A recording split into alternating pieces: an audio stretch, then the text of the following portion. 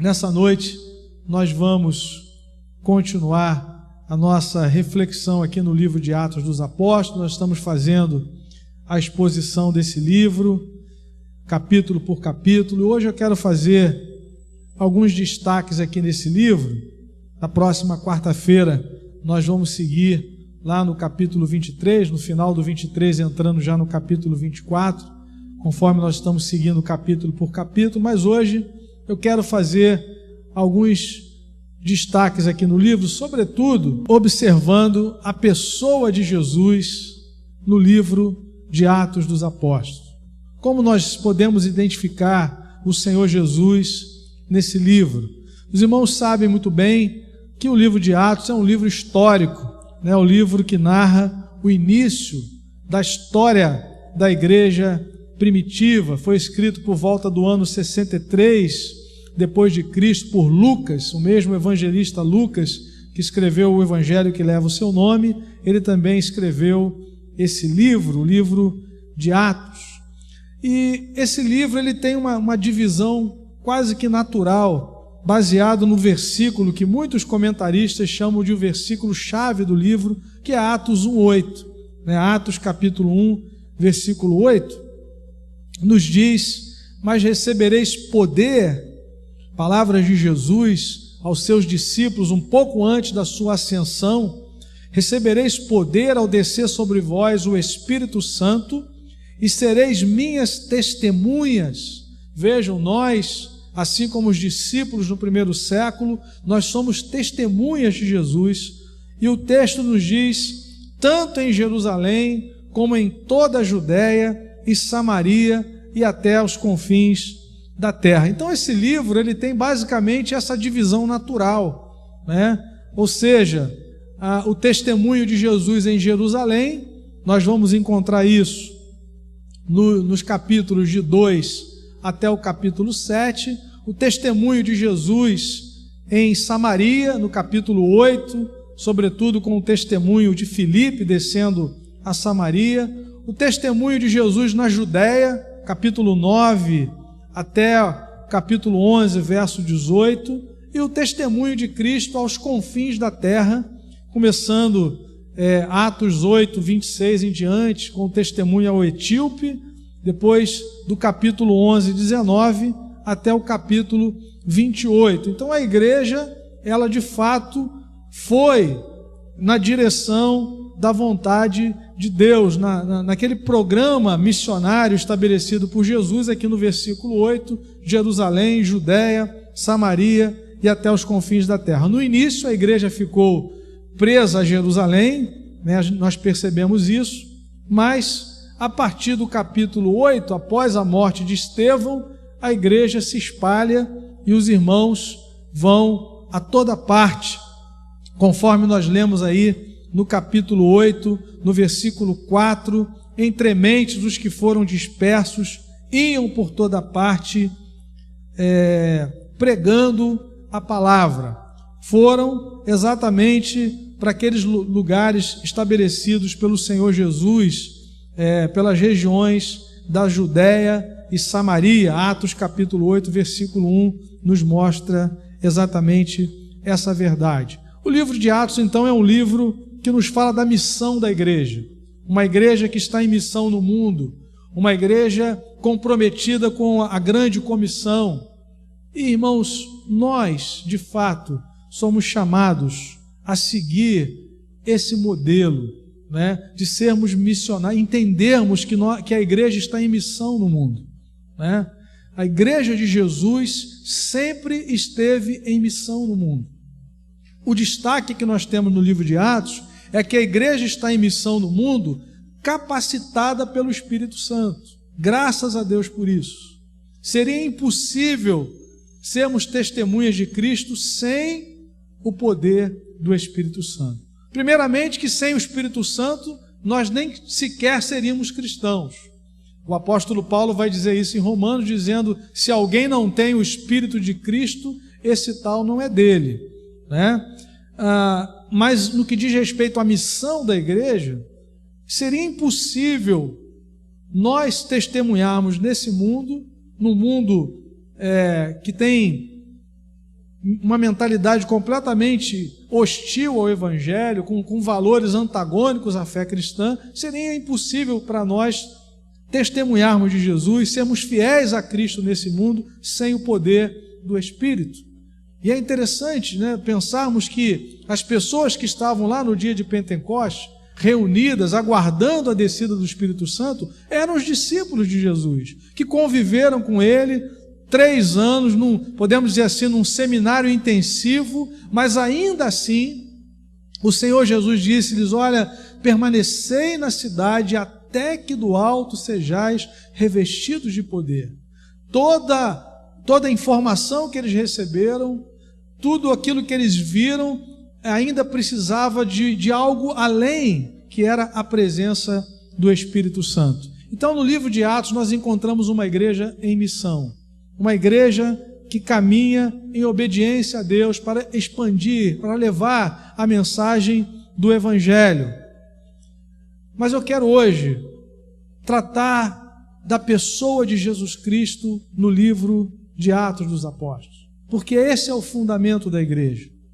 Jesus Cristo em Atos dos Apóstolos. Eu quero pensar rapidamente em alguns versículos que nos fundamentam, que nos apresentam esse fundamento. Por que essa igreja foi ousada? Por que essa igreja foi relevante diante da sua geração? Porque havia um fundamento. A pessoa de Jesus e a obra de Jesus eram o fundamento dessa igreja. Então, inicialmente, nós vamos perceber no capítulo 5, no versículo 42, que Jesus Cristo era o tema da pregação e do ensino da igreja.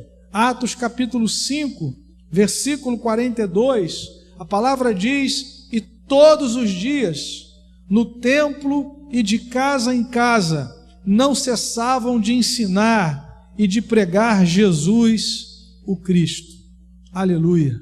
Aquela igreja não saiu pelo mundo para pregar uma mensagem antropocêntrica.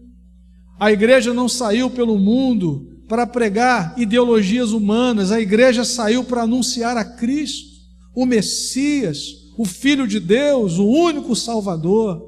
Então percebam, irmãos, Jesus Cristo estava presente na pregação, no ensino da igreja, no livro de Atos dos Apóstolos.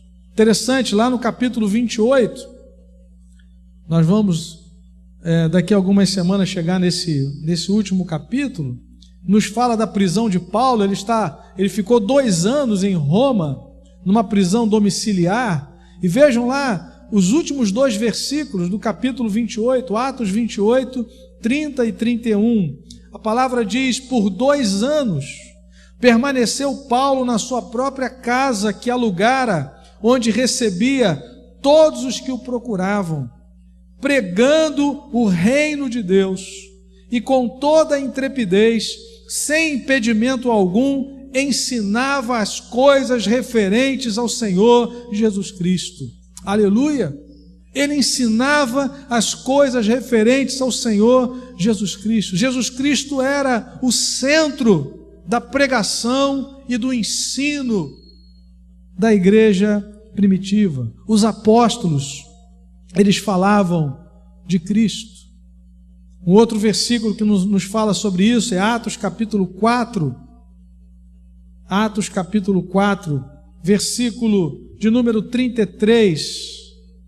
Atos capítulo 4, versículo 33. Estamos vendo nessa noite a pessoa de Cristo no livro de Atos dos Apóstolos.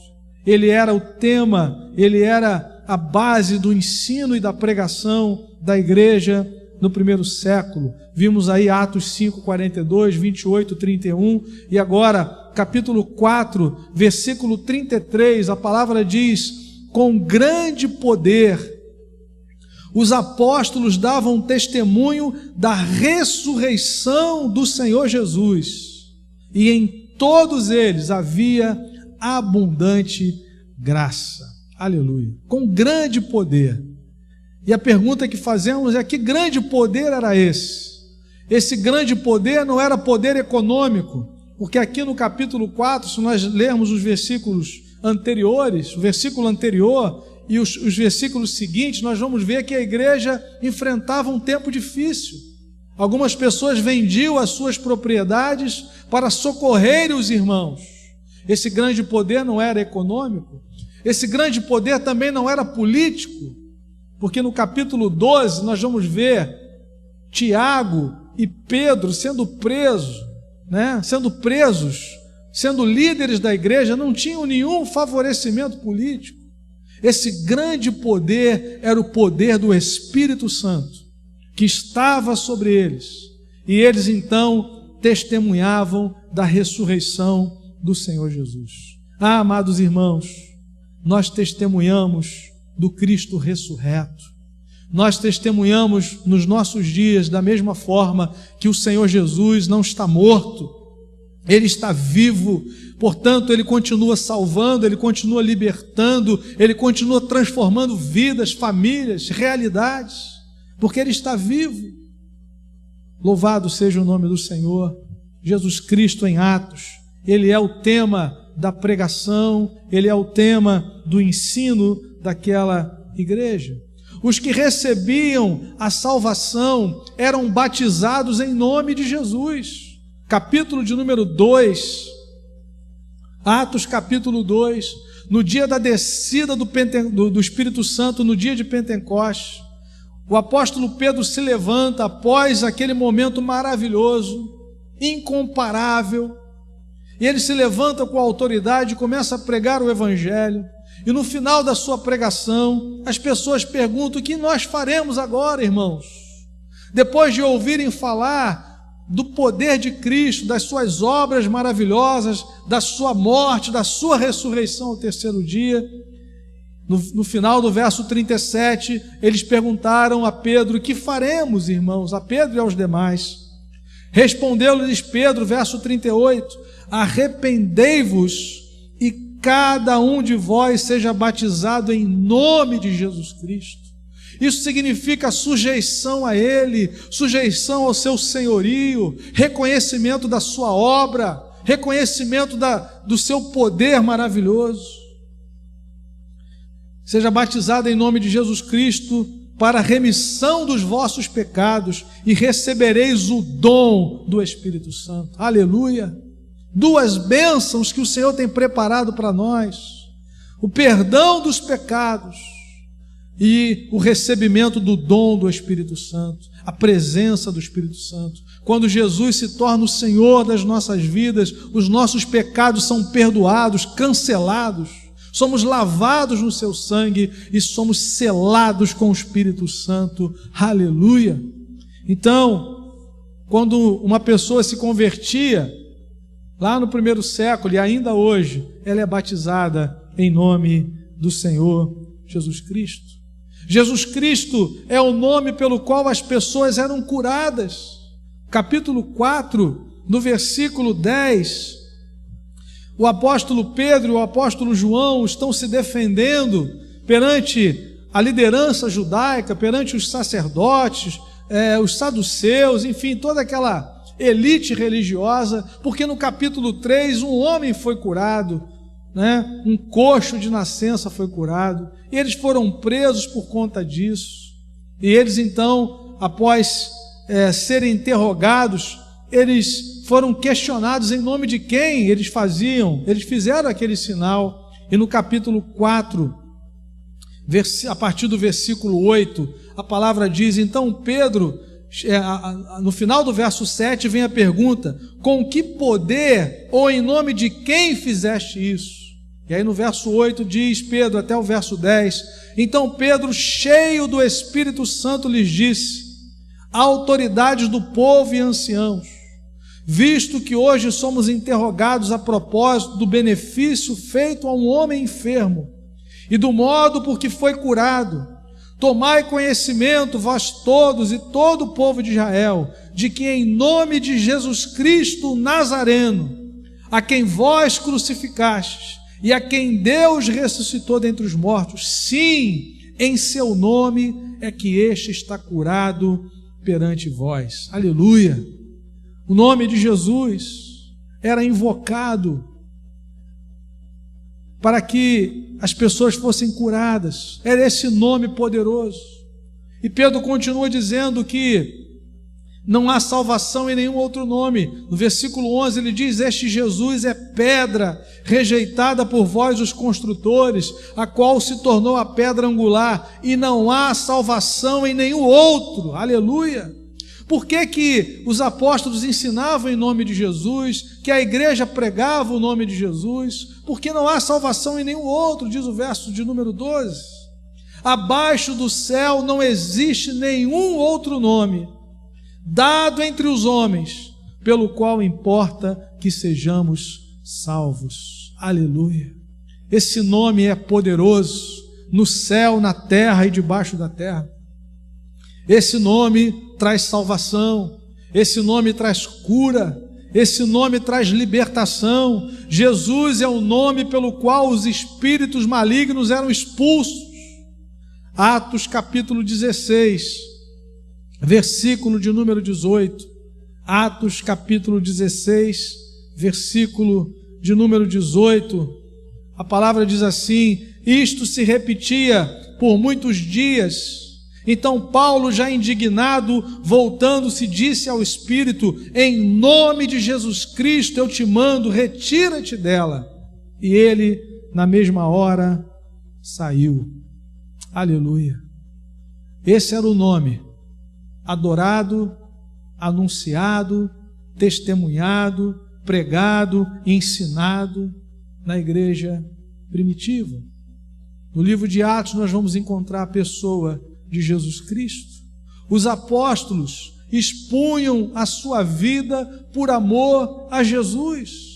Atos capítulo 15, no versículo de número 25, a igreja em Jerusalém decide enviar algumas pessoas a Antioquia para levar a decisão de uma assembleia que eles fizeram em relação à questão da circuncisão para os gentios, né? Algumas pessoas estavam forçando erradamente os gentios a serem circuncidados.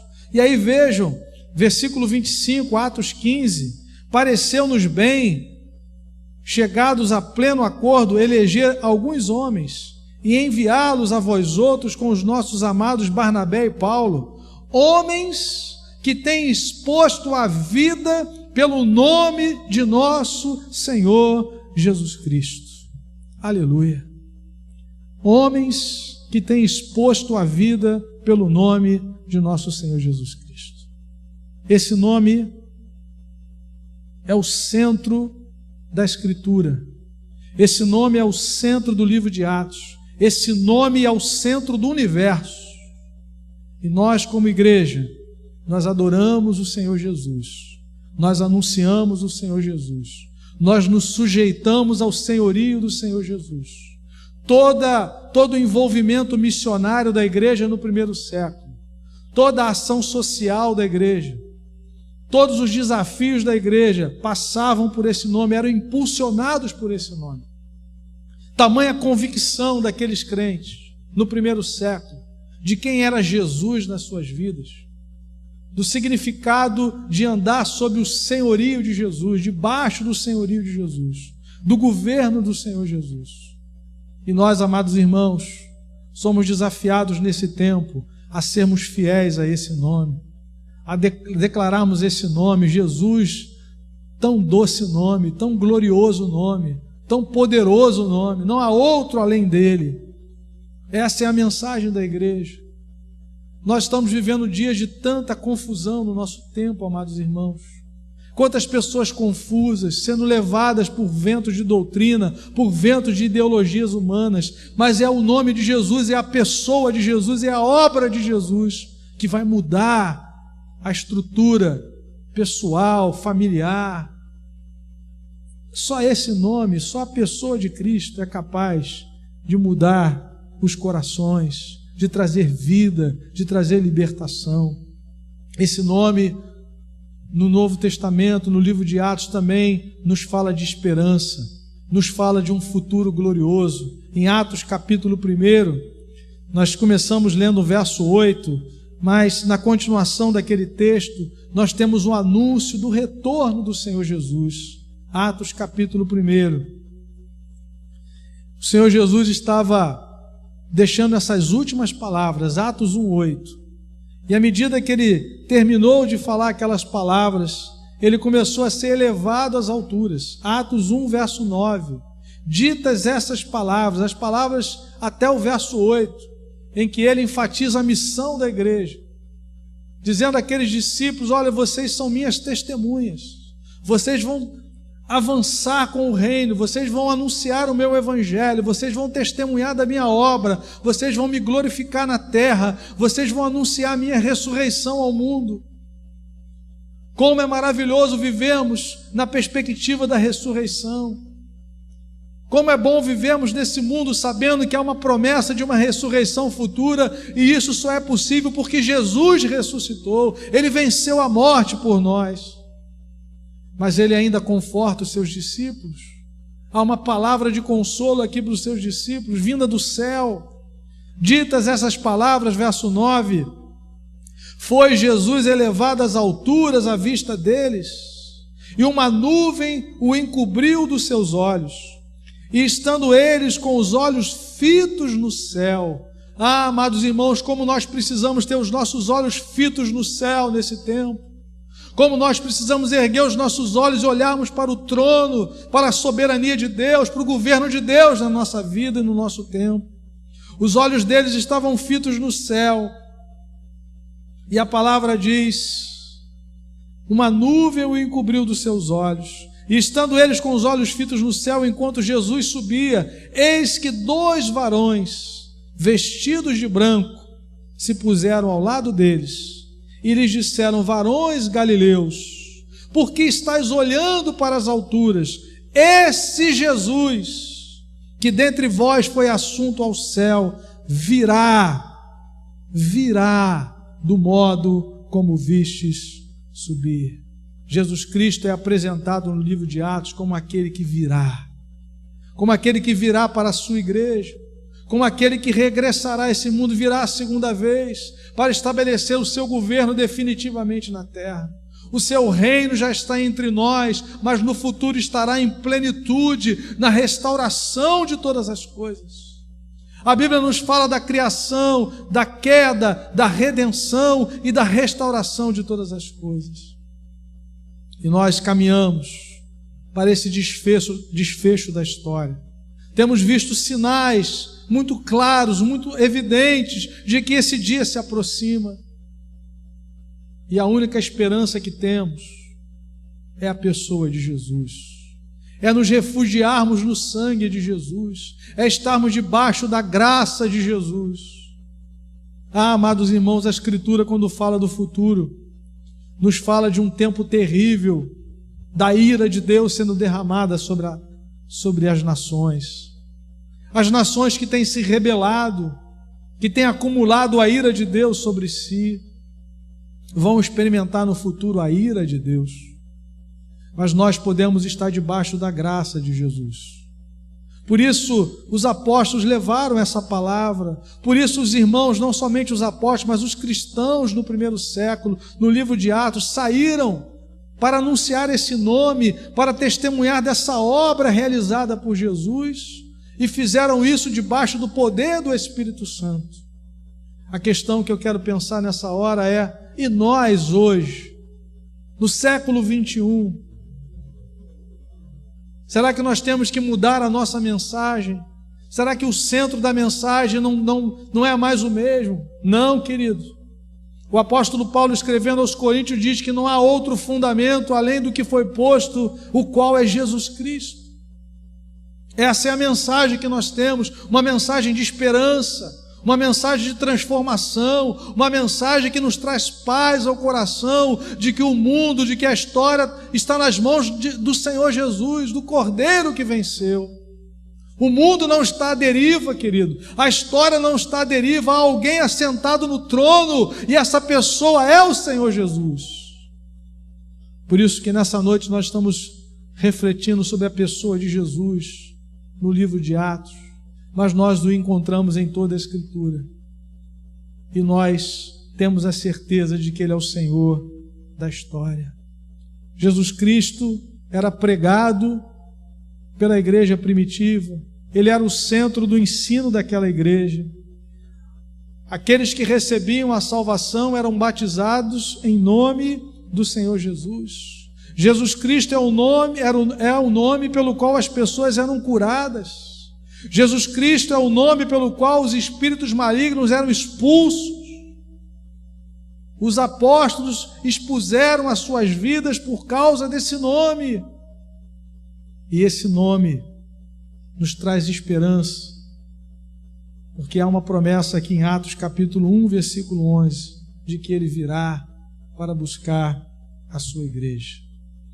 Amados irmãos, nós somos desafiados nesse tempo a sermos fiéis a Cristo. No livro de Atos, nós vamos encontrar uma afirmação muito importante, de que os discípulos foram chamados de cristãos. Por que que eles foram chamados de cristãos? Por que que nós devemos ser chamados cristãos? Quem é um cristão? Um cristão é alguém que adora a Cristo. Um cristão é alguém que serve a Cristo. Um cristão é alguém que vive para a glória do Senhor Jesus Cristo. Um cristão não é aquele que ouviu falar desse nome, ou tem uma simpatia por esse nome somente. Não, é alguém que foi transformado pelo poder de Jesus, daquilo que Ele realizou na cruz. Eu quero que você, no final dessa reflexão, pensasse: você é um cristão? A sua vida está nas mãos de Cristo? Você pertence ao Senhor Jesus? Ele nos faz promessas de segurança. Ele diz: aquele que vem a mim, de maneira nenhuma eu lançarei fora. Você já foi até o Senhor? Você já se rendeu ao Senhor Jesus? Porque, amados, nós estamos vendo aqui a missão da igreja, e nós somos chamados a servir a esse Jesus, a falar do seu nome. Nós vimos aqui no capítulo 15, no versículo 26, que os apóstolos, que alguns irmãos expuseram a sua vida por causa do Senhor Jesus. Homens que têm exposto a vida pelo nome do Senhor Jesus Cristo. Você tem exposto a sua vida por causa desse nome? Quantas pessoas têm se omitido? Quantos discípulos têm ficado fechados nesse tempo, intimidados nesse tempo? Mas, amados, nosso chamado não é esse. Nosso chamado é para anunciarmos a Cristo. Nós estamos nesse mundo para revelarmos a Cristo aos que não o conhecem ainda. Nós fomos chamados para ser e fazer discípulos de Jesus no mundo. A pandemia, de maneira nenhuma, nos impede de fazer isso, de testemunharmos de Cristo, de abençoarmos pessoas, de levarmos a esperança às pessoas. Mas para que isso aconteça, nós precisamos ter a vida fundamentada em Cristo. Ele precisa ser o centro da nossa vida. Assim como Ele é o centro do livro de Atos, assim como Ele é o centro da Escritura, Ele precisa ser o centro da minha e da sua vida, para a glória do seu nome, em nome de Jesus. Eu quero orar com você nesse momento. Gostaria que você parasse um momento, diante dos versículos que lemos, que você pensasse: qual é o papel de Jesus na minha vida? Quando você pensa na pessoa de Jesus, o que isso significa para você? Ele é alguém importante, foi um líder importante, que de vez em quando você gosta de ver algum pensamento dele nos evangelhos, ou Ele é o Senhor e Salvador da sua vida? A Bíblia diz que Deus não poupou o seu próprio Filho, mas o entregou por nós. Deus não poupou o seu Filho, porque Deus sabe que não há nenhum outro meio de salvação, e nós lemos aqui nessa noite: não há salvação em nenhum outro nome, além do nome de Jesus. Só Ele pode nos dar esperança, só Ele pode nos salvar, só Ele pode conduzir a nossa vida, só Ele pode dar direção às nossas vidas, às nossas famílias, à nossa nação. Mas Ele precisa ser o centro da nossa vida. Ele precisa ser o centro do nosso ser, em nome de Jesus. Vamos orar nesse momento? Queria que você parasse um momento diante do Senhor e pensasse: quem é Jesus para você? Quem é Jesus na sua vida? Ele é o Senhor, Ele é o teu Salvador, Ele é o único, é Ele quem governa a sua vida, é para Ele que você vive. Cristão é quem vive para Cristo, é quem adora a Cristo, é quem serve a Cristo. Não é aquele que conhece algumas doutrinas a respeito de Cristo. Ele disse: vinde a mim, os que estáis cansados e sobrecarregados, e eu vos aliviarei, e aprendei de mim. Não é aprendei sobre mim, é aprendei de mim. Ele quer guiar a sua vida. Que Jesus seja realmente o Senhor, aquele que guia, aquele que dirige a nossa vida, a nossa história para a sua glória. Senhor, muito obrigado pela tua palavra, Senhor. Obrigado pela centralidade do Senhor Jesus na igreja do primeiro século. E nós rogamos também, Senhor, que nós, no século 21, vivamos para a tua glória. Que o Senhor seja o centro da nossa vida. Que o Senhor seja o centro das nossas ações, da missão que fazemos. Que a nossa motivação seja anunciar a Cristo em tudo o que fazemos, para a glória do teu nome. Não estamos aqui por um entretenimento, para cumprir um horário, para cumprir um programa. Estamos aqui para anunciar a Cristo, com tudo que temos e com tudo que somos na tua presença. Nós existimos como igreja para revelarmos a Cristo a esse mundo. Cristo em nós, a esperança da glória. Louvado seja o teu nome, Senhor. Nós pedimos, Senhor, que o Senhor se revele através de nós, através da tua igreja, através do testemunho de cada servo do Senhor neste lugar, nesta comunidade cristã, Senhor. Usa-nos, ó Pai, poderosamente, para anunciarmos esse nome poderoso, nome sobre todo nome, nome temido no céu, na terra e debaixo da terra, o nome de Jesus, nome poderoso. Nós te adoramos, nós te agradecemos, em nome de Jesus. Amém. Aleluia.